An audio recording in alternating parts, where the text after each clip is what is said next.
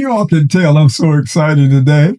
I have an honored guest, and it's really my great nephew. And I'm telling you, it was such a shocking surprise that he would come down to visit his Uncle Bobby. But let me tell you a little bit, and I'm going to introduce him, and then I'm going to introduce him, and I'm going to give him the platform because I think he has a testimony, and I just want him to say it because we're actually entering into a new America, and we've got to hear new minds, we got to hear new understanding, but the focus is going to be the family. And I tell everybody that what you see, there's three things that I do know. I know God, I know golf, and I know military. So I really begin to realize in God, I know family, and his family really helped me understand family. And I just want to send a shout out to David, Yolanda, Phil, and Michelle for accepting me in the family as family. And they watched it. And for me to have him here after seeing him grow up, and I really saw what a family was like when I saw the Merritt family. So Devin, I got you here today, and I told you in the beginning that I just wanted you to come, and I wanted to introduce you, and you can say whatever you want to say the way you want to say it. You can talk about family, you can talk about sports. I want you to talk to us about this new America. What do you see? So thank you so much for letting me be here today. It's a blessing to be here, and my goodness gracious, it's funny how God works. It is funny how God works. On a little vacation from football. Okay. And, I had to go to Charlotte, flew into Charlotte to stay with James, Okay. James. So you staying with James? I ain't Stay, seen him in a minute. yeah, stay with James. And we went to play a little golf out there. And while we out on the golf course, he talking about, so you're going to Raleigh, you're going to see a lot of your uncles and aunts, this and that. And he mentioned Uncle Bobby. And wow, I was like, you know what, James, shame on me for not saying I'm going to go see my Uncle Bobby. I'm going to make a trip. So to God be the glory for him mentioning that. And you'll drive 2 hours to see your Uncle Bobby. Yes, for sure. Man, without a doubt. That's precious. That's precious. Yes, sir. Talk to us about yourself. Yeah, so, man. What you been doing? I mean, let me be quiet. I got you. Well, God has been using me for sure. I'm going to give him all the glory because I was bagging groceries just a few months ago. Okay. Not that, there's anything wrong with that. And, I was fired from a job, but I'll go ahead to kind of beginning of everything, if that's okay. Okay, that's fine.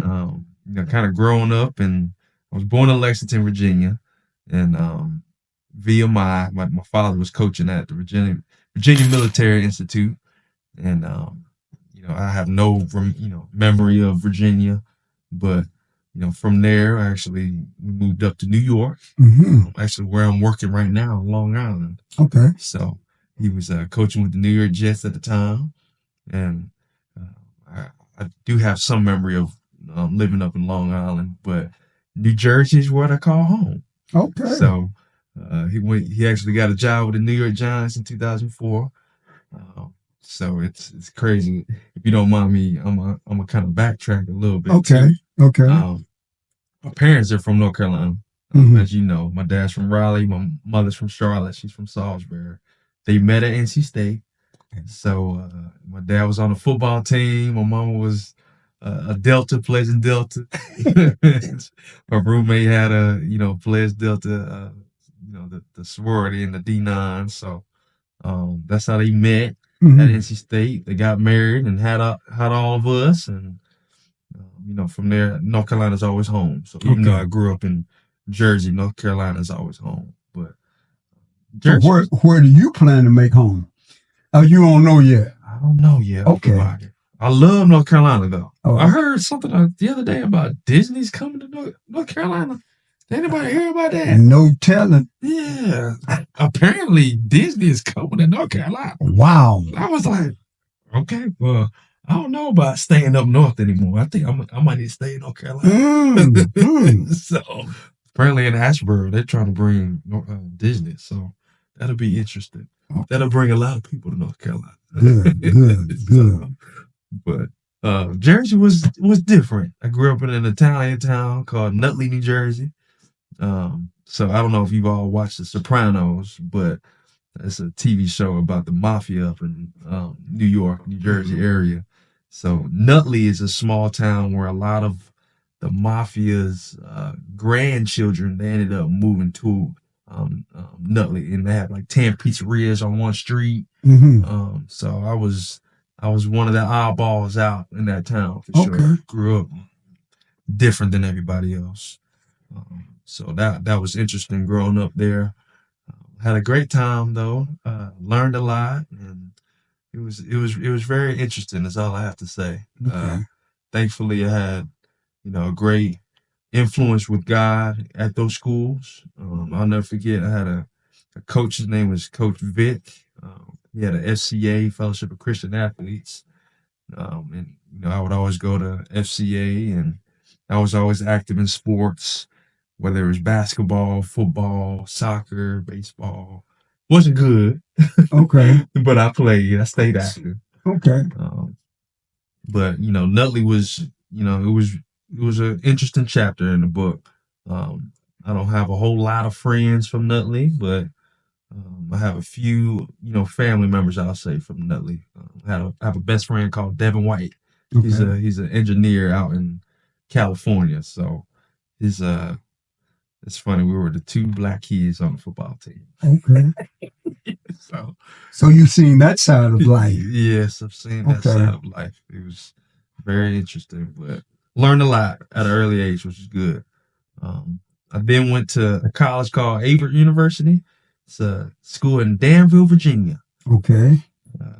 That's interesting. Surrounded by Confederate flags. So once you go into the town, you see a Confederate flag. Once you go to get something to eat in the middle of the town, you see Confederate flags. And as soon as you leave, you see Confederate flags. So did that help shape your growing up, or help shape your perspective of America? It definitely did. And I say it did because I'll be real, Uncle Bobby. I was a rebel in high school. I was Black Panther, Black Pride, and Black is beautiful. I was all which is not wrong, but I was very militant. Malcolm X and I can understand. Thurgood Marshall and W.B. Du Bois, all of them, they were people I looked up to. Man, so I'm hearing you say that. Then what I have actually developed in the science, biotechnologics, and what I do, because my experience was this, that I wanted to find out how did slavery come into being? And I really wanted to write my first book about slavery. Oh, wow. But the Lord wouldn't let me do it. I had to write Transitional Reality first. Because my book, Transitional Reality, it actually changed me. And that was God's idea before he would show me what slavery was all about. Oh, my. So I've written all of that. That was my second book. So coming up out of where you went to college and seeing what was there, then you recognize some of the things that's happening even now. Yes, without a doubt. How did it affect you? Well, it woke my eyes up to a lot of stuff. And Christ helped you? Sure did. Sure did. And with Averett, just recruiting wise, why would I go to a school with Confederate flags everywhere? Why would I do such a thing? But there was a head coach. His name was Cleve Adams, and great man of God. Great man of God. His slogan was BAM, and he always said iron sharpens iron. BAM was be a man. Be a man. But iron sharpens iron. He used to always tell us iron sharpens iron. He was in the Word of God a lot for us, and he latched me on to go to Averett University for sure. So he was a black head coach, black defensive coordinator, and a black offensive coordinator. So that helped me out a whole lot. Good. But Avery was an interesting experience. Okay. I kind of drifted away from the Lord. Okay. I say kinda, no, I did. Yeah. Well, I think that's most of us. You know, we make promises about what we're going to do if God do this, and we get away. But God has this way of causing you to be introduced, and in some ways, it's not only He introduced you to Him as a relationship, but it also protects you from getting stuck in religious circles. Yes. Because one of the things that people realize, and I realized that that I was baptized in liquid love when I first met the Lord, and it was really in your grandfather's church. Wow. So that's sort of my journey. But once you got college, and then where do you go from there? Well, from there, living a lukewarm life, I was in a lot of different clubs and organizations, which was great. Okay. I didn't understand it because I got hurt my freshman year in football. I was in SGA, I was a RA, a resident assistant on campus, Black Student Union, and a whole lot of different clubs. So I was attracted to kind of, being around people, a lot of different types of people, not just football players. So that, told me a lot, but I then was, I was fortunate enough to bring Kappa Alpha Psi to the campus. Okay. It was one of the first Black fraternities that Avery University ever saw. But again, I was saying I'm this Christian, this and that, and serving the Lord, this and that, but I was doing a lot of things completely opposite. Okay. I'm not proud of them at all, but God is good because He then led me to get my master's at Appalachian State after that when I graduated. Appalachian State? Yes, sir. Okay. Appalachian State. And that's a pretty prestigious university. Yes, sir. Oh. Yes, sir. He blessed me with an opportunity to be a graduate assistant up there, and I was fortunate enough, Uncle Bobby, to get a free master's and work for the football team. But, at Avery, it was not easy. But I was able to I was really successful at Avery. Good. At Appalachian State, God humbled me. Humble me in the best way possible. There's a coach, and his name is Jerry Moore. He was a longtime head coach with Appalachian State. Great man of God. Would provide all his players the book of Proverbs and Psalms every season. Actually was fortunate enough to go recruiting once and was meeting a lot of his former players. And that's the first thing they brought up. They didn't bring anything up about football. It was straight about what he told them about the Lord.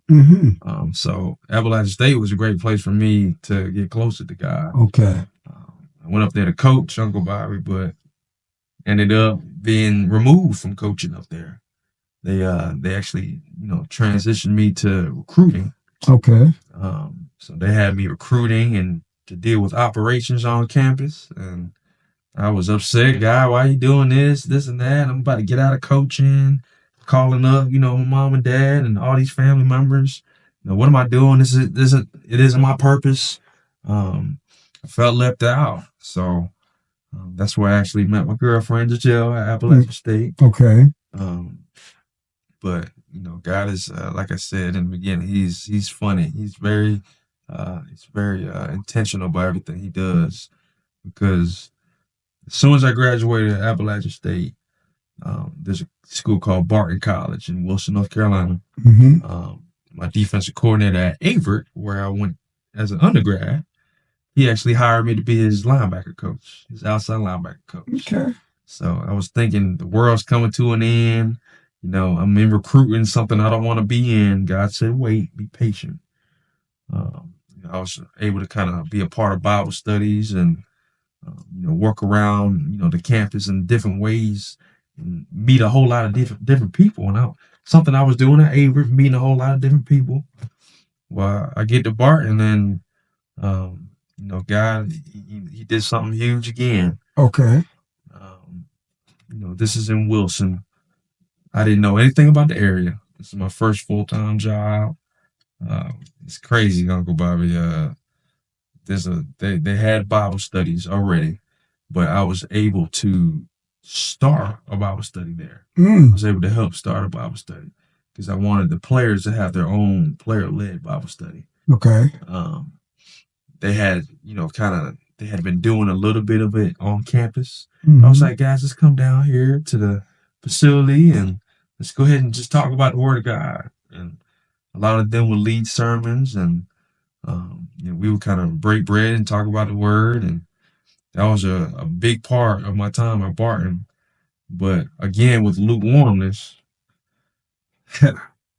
crazy. As soon as I got there, they knew I was a Kappa. They knew I was a member of Kappa outside. Mm-hmm. All these players, all the football players, they were asking me, "Hey man, can you bring Kappa here? Can you bring Omega Psi Phi here? Can you bring, the Deltas, the AKAs, this and that?" I was like, man, I'm trying to focus on football. I'm trying to focus on coaching. I'm trying to focus on, these Bible studies, all this and that. But, something, my own understanding got in the way of God's way. Proverbs 3, 5-7 talks about, trusting the Lord with all thine heart and don't lean to your own understanding. Because wow, did I ended up wanting to, pledge these guys for Kappa players. I was like a Bobby, I kid you not. Pledged these young men. I had been a dean prior at Averett University, and it's crazy, but I ended up getting fired from Barton for it. One of the students' girlfriends, I should say, she actually went to the college and said that I was hazing those young men. So, it's funny. It wasn't even football related. Right. I'm up here doing Bible studies, this and that.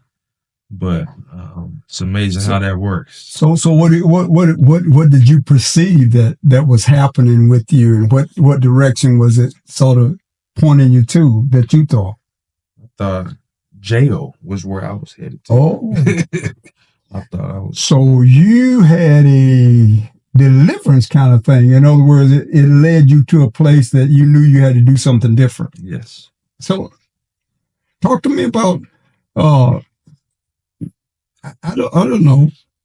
Talk to me about your mother and dad and how they were influential in you. I know they were influential in you turning back. Yes. And I know your grandfather Phil, I know he was influential. How did that happen? Mm-hmm. Yeah, so I always go to them for counsel. Okay. For sure.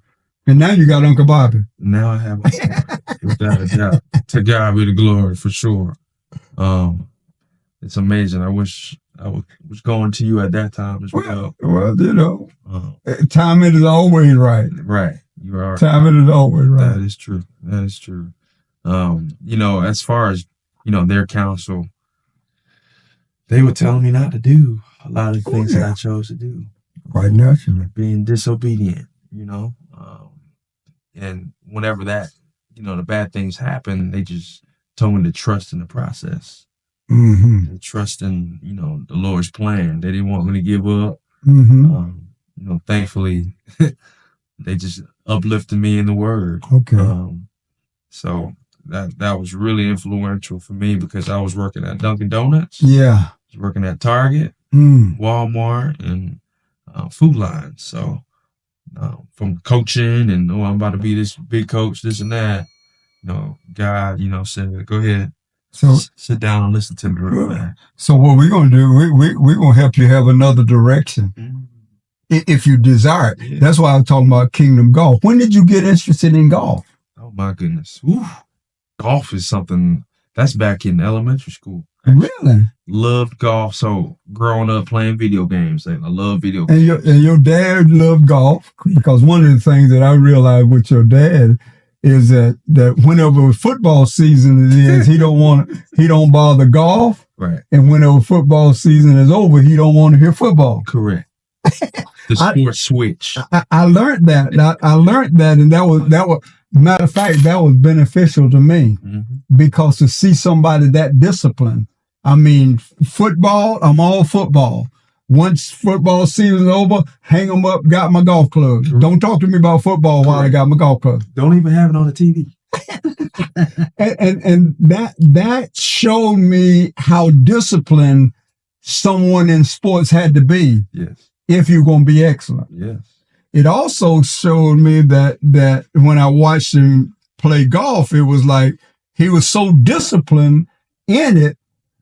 And I watched him.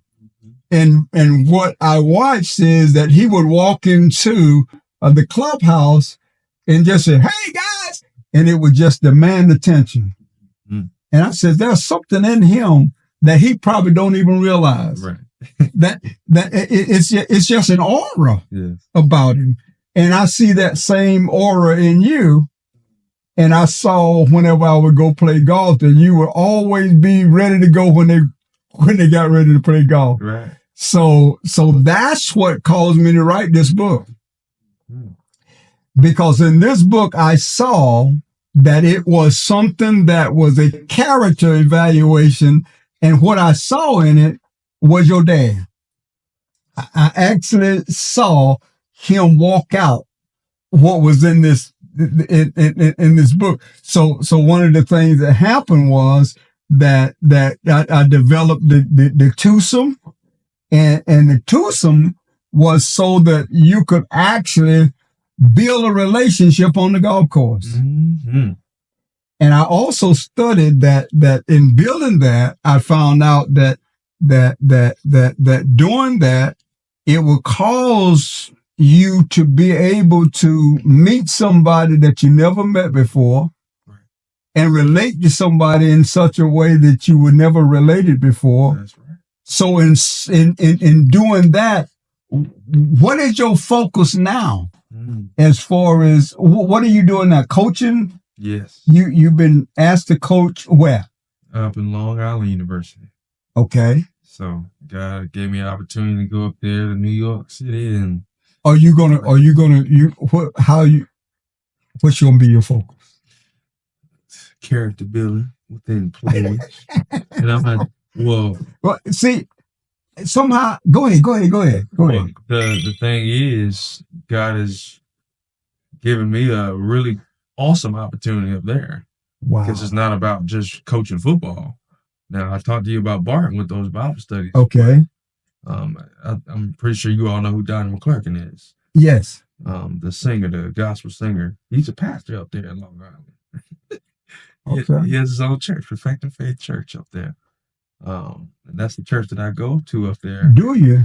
I do. And when I told some of the players, they were all intrigued and they wanted to go out there. Wow. So I've been bringing a lot of them out to Donnie McClurkin. Ain't that something? And that's one of her favorite singers. Oh, my goodness.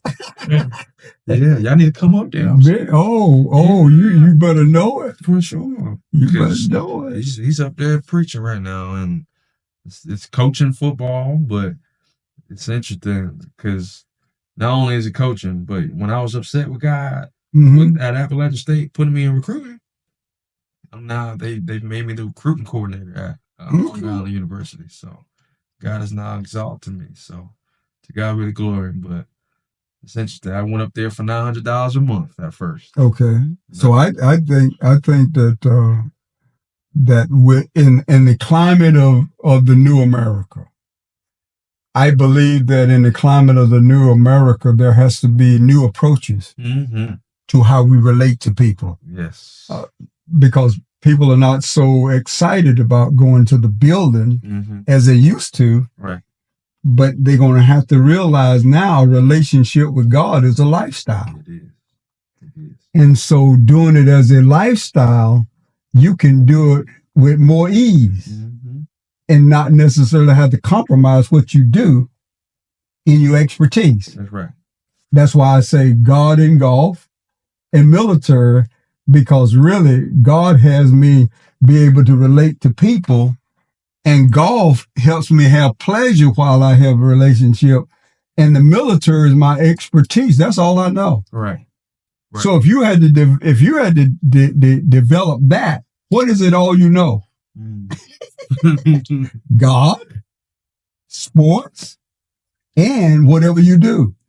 So in the lifestyle.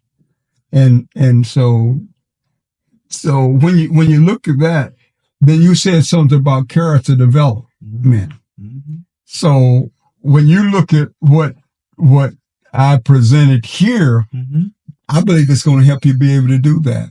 Without a doubt. Talk to me a little bit more about what's your focus going forward.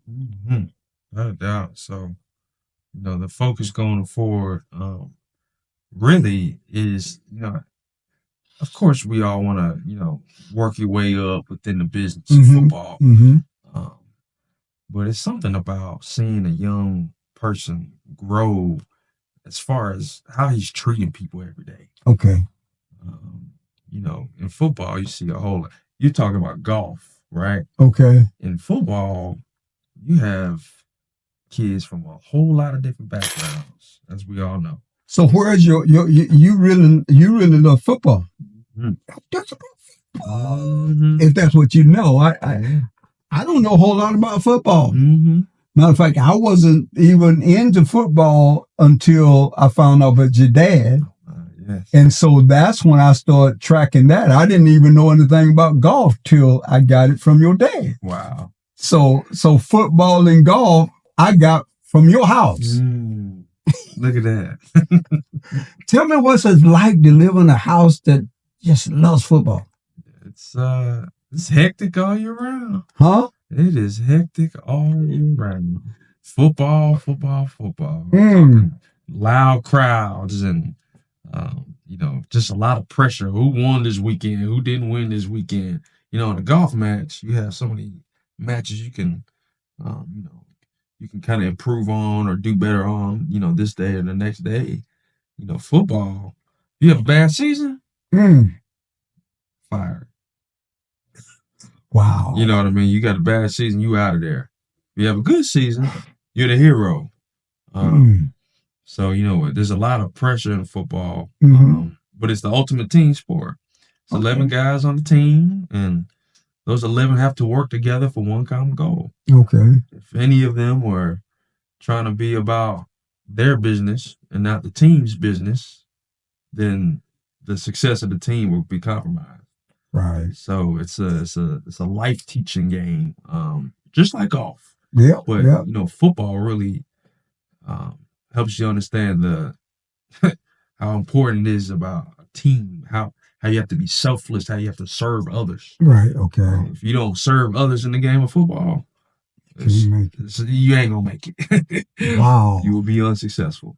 Thankfully, in golf, it's you in that ball. In football, oh Lord. One of the things that I noticed even in your family dynamics with the football, you have to have an incredible mother. Yes.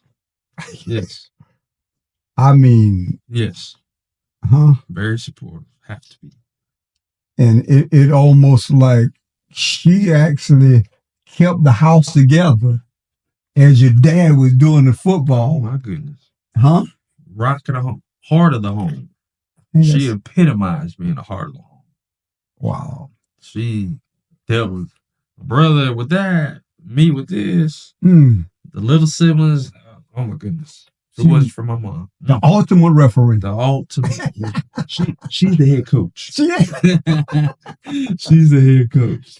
Whenever you look at life and family and that dynamic, then one of the other things I learned whenever I had an opportunity to be with you all down at Myrtle Beach. You remember we drove down in an RV and we were living in an RV and you all lived in this big place. And I never experienced somebody living on vacation together and enjoying it. And y'all did that all the time. Yes, we did. It was sort of like your life was the life that in the football, but it didn't negate the life that you all lived together. That's right. It never interfered at the end of the day. My father could have allowed it to interfere. My mom could have allowed it to interfere, but they wanted to make sure that we stayed together, stayed whole no matter what. They're the true football players. I know my dad coaches, but Right. they're the true football players who serve because they wanted to serve their family. My dad would get off of work and he would run home to see us. You know, a lot of coaches in the business, they're not running home to their families. Wow. They're running home to the bars and the women and a whole lot of other stuff. Maybe the golf course a lot. Yeah. But my dad, he made sure that his priority was his family first. Good. God, family, then career. One of the things that in the conversation that we had one time, that one of the things that I think he emphasized that you can play sports, but also have a secondary. Yes. Right. For sure. Because if you ever get hurt, they would. So the then what had to be a part of your whole development. That's right. That's right. So what was your development as for football and the other? So mine was I'm a choir boy. So I was in the choir and loved the choir. That was my second home. So that actually, just growing up in the choir gave me a loving for music. So you sing, you play, what? I sing. Okay. I sing. I wish I played. If I could go back in time, get on that. I can still do it today. I don't know why I'm saying go back in time. Okay. I would love to play the piano or something, but I'm a singer. That's my instrument. Your brother plays. Does he play? So my brother was he was in the band. I was on the football team, and he was in the band. Okay. So he was a drummer. He did the saxophone. He played a few different instruments. So okay. Yeah, he's also acting and directing now. So he's in Greensboro and doing an amazing job over there with directing. And you all normally spend some time in the summers that you sort of gather family together so you can learn family. That is correct. That is correct. So the heartbeat of your life is family. 100%. 110%. Love being able to get together with the whole family because there's so many different ideologies. It's not just football. It's my brother with acting. It's me with coaching. My little sister, she wants to be an interior designer one day. So it's a whole lot of different, mindsets, which is a blessing, and it just helps us all out at the end of the day. So with all of the, I'm gonna go there with this. With all of the activities and the Super Bowls, how do you deal with that? Wow. Yeah. So just be there with Dad. Understand? Really, just looking up. I'll be honest. Good. Just looking straight up, like, wow, you said this was gonna happen, and it happened. Shocked. Everything else is just okay. Yeah, we because like you said earlier, my father he spoke his Super Bowl rings into existence. Yeah, he did. God told him about what he was going to be able to do, and they were able to accomplish it. So when he said it and it was happening, it was just kind of like, okay, God. All right. Yeah, because I knew when he was in transition with Coach Kaufman. Yes, he called us and we were praying about it. Wow. Yeah, and so we was praying about it, and Mildred had a vision and saw in a vision that it was a packet that it was going to be offered him. Oh my goodness gracious alive! And we took and we prayed for that, and that's something else, because it was the bad guy on the other team. We were with the Giants. Yeah. The bad guys were the Eagles. Coach Andy Reid with the Eagles. Okay. So a bad rivalry in football. The Giants and the Eagles. They used to beat us a lot. We would beat them sometimes, but Coach Andy Reid was the man that ended up hiring them with the Chiefs. Oh, okay. That's how it ended up. So he is very funny, very intentional. The coach. Yes. Okay. So in your coaching, you're not going to do any playing. No playing. Those playing days are over. Can't do it. And you're talking about playing around or like actually playing? Yeah, playing. I mean, in coaching, you have to teach the moves. Correct. But as far as playing the game, no more playing the game, but making sure that you influence others to be all they can be. That's right. Pushing them to the limit. So it's mission men self. That concept sound familiar? In other words, the mission, we're going to win the game. Yes. Men, we got to take care of the people. Mission men is self, and I do it with selfless service. Yes, sir. That's military. I love that. That's really mission. Matter of fact, what people don't realize that leadership and love is the same principle. You can't teach and coach people if you don't love them. You got that right. Because you love them and you want them to do the best. Right. Not only do you love them that you want them to do the best, but you want them to know you care about them. Right. And if they know you care about them, then they're going to be excellent in what they do. Well, yeah, playing harder for you. See, and that's what I experienced in the military. So, what else you want to talk about? And if you don't mind, I know this is your podcast. Go ahead. I would like to kind of talk about your military experience, if possible. I would love to. I hate to switch it around like that, but so you want to talk about my military? Well, so when I'm good at that because I did a podcast on Beyond 66, and in the book there, Beyond 66 is actually an outline of my military career. The truth of the matter is, I joined the military in New York. Look at that. Yeah, I went to New York and I was staying with my sister there, and I worked several jobs in New York. And I made God a promise, just like everybody else. I knew that when I made him a promise, I just wanted to get out of New York. So I ended up going into the military in 1967. And in 1967, I went to Fort Gordon, Georgia, where I had basic and advanced infantry training. Wow. I left there. I went to jump school in Fort Benning, Georgia, became a paratrooper. And becoming a paratrooper, the first five plane rides that I had, I jumped out for my qualifying jumps. Wow. So I was shocked by riding a plane, and I was also shocked by jumping out.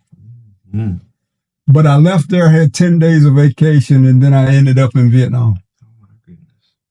South Vietnam as a 19-year-old. Thank you for your service. So in that, I tell people all the time that whenever people talk about war, because they said that Vietnam was a conflict. But my analysis is, if people are dying, it's a war. So in all actuality, when we came back from Vietnam, it was as if we had to deal with issues in the war. And when I served in Vietnam, I was with 4 blacks and 4 whites. We call ourselves the Hellcats. We had each other's back, and whatever we did, whenever we left the field, we did it together. So military, I retired with 22 years in as a command sergeant major. And I can honestly say I retired in 1989, and I said to the Lord, if you will give me a place to stay, food on my table, I will give my life to make a difference. So Beyond 66 means I graduated school in 1966, and that is what I dedicated my life to, because I wanted to bring a balance to the races, to the economic differences in America, And that's what you see, the new America. The vision has been given. There was a vision that was given to George Washington by the angel of the Lord. And it told him where America would be whenever he would intervene. We're at that point. So now the vision is what we're going to end up walking back into, because you cannot negate what God has given. So I say, the vision has been given. Why do we choose between red, white, and blue? We're going to go beyond 66, and we're going to see America come together, and what we've been looking for is about to happen. And I can tell you, it's going to be. I thank you for being here with me, Devin. And I just want to say, appreciate it. Yes, sir. Well, I appreciate you. All right. See you on Tuesdays at 7:30 p.m. for a live conversation with Dr. Bobby via Zoom. We look forward to seeing you. Have a blessed day, and thank you for your attendance.